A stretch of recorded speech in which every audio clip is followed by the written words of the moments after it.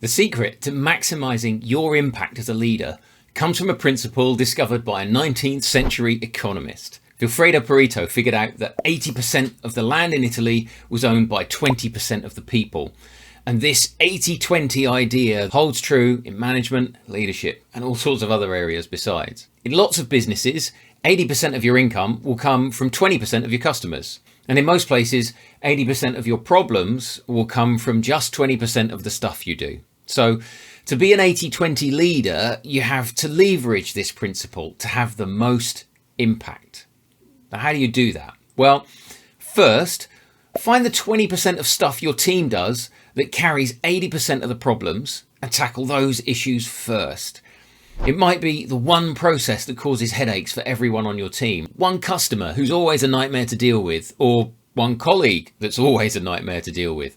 Whatever it is, find the problems to solve that will improve things hugely and tackle those.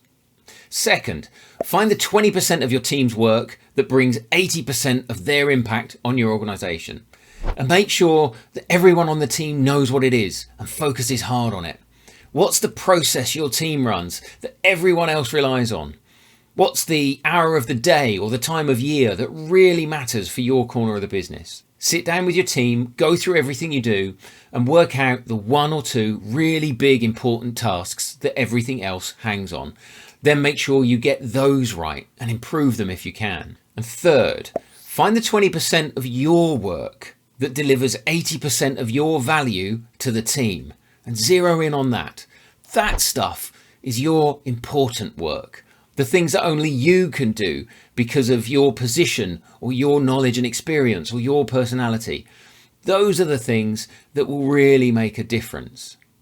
So to be an 80-20 leader, you need to be constantly identifying the 20% of work that has the most impact or causes the most problems and focus your attention there.